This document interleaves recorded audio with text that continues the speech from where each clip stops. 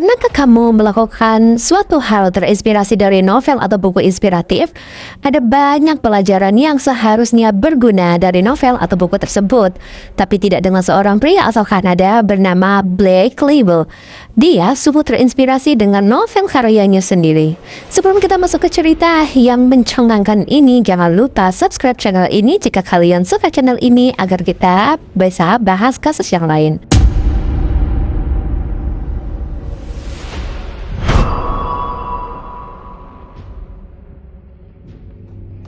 He's being called the graphic novel killer. Prosecutors say a comic book he created depicts Blake Label, lahir 8 Mei 1981, adalah seorang penulis komik dan novel yang tinggal di Los Angeles. Tapi sebenarnya Blake ini berasal dari Kanada. Ayahnya, Lord Label, adalah maestro real estate terkemuka di Toronto dan anggota Canadian Motorsport Hall of Fame. Ibunya bernama Eleanor Cheetah Label adalah seorang pewaris Argus Production. Dan Blake punya saudara laki-laki bernama Cody. Bisa dibilang juga Blake ini berasal dari keluarga yang tidak dengan kondisi sulit. Singkat ceritanya, di tahun 2010, Archaya meluncurkan sebuah novel desain grafis karya Blake Label berjudul Syndrome. Cerita di novel ini berisi tentang seorang dokter yang sadis dan pelaku penghilangan nyawa berantai dengan menghilangkan nyawa seseorang dengan cara disembelih dan digantungkan di bawah kakinya sampai kehabisan darah. Menurut Blake, dia mendeskripsikan novel Syndrome ini adalah cerita tentang obsesi pada sejumlah level. Seperti yang dialami oleh 4 karakter yang semuanya berasal dari dunia yang berbeda, namun menemukan diri mereka terlibat dalam satu lingkungan raksasa yang disimulasikan dengan sempurna.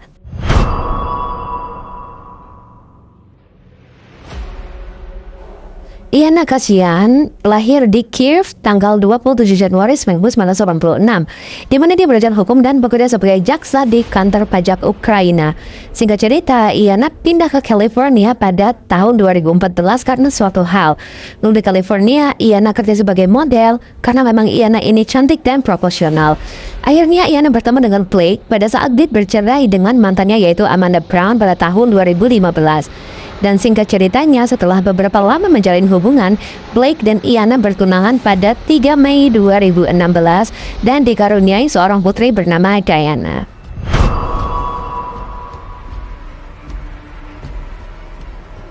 Gak lama setelah bertunangan, ibu Iana yang bernama Olga nyarisi Iana soalnya Iana tidak bisa dihubungi. Yang diketahui Olga, Iana kontak sehari sebelumnya pas Iana beri stroller. Singkat cerita, Olga lapor polisi dan polisi melakukan penggeledahan. Dan setelah polisi datang dan dihalangi Blake buat masuk apartemennya, Olga ini nggak tinggal diam aja dan dia ngide nih berjalan ke seberang jalan dan teriak-teriak minta Blake buat bukain pintu. Soalnya pas Olga teriak, dia tahu ada Blake lihat Olga dari jendela, terus Blake nutup balik jendelanya dan nyelang gitu aja. Setelah upaya masuk polisi ke apartemennya, Blake menghadapi kesulitan dan berhasil masuk dan melakukan penggeledahan. Semua dikejutkan. Ada tubuh Iana Kasian tergeletak di tempat tidur dan yang lebih mencengangkan lagi, Blake ada di sampingnya. Dan yang lebih tragis, polisi menemukan dalam keadaan tubuh Iana ini sudah terpisah-pisah. Dan gak pakai lama, Blake Label langsung ditangkap dan dijatuhi hukuman penghilangan nyawa beserta kekacauan-kekacauan yang dibuat Blake pada saat itu.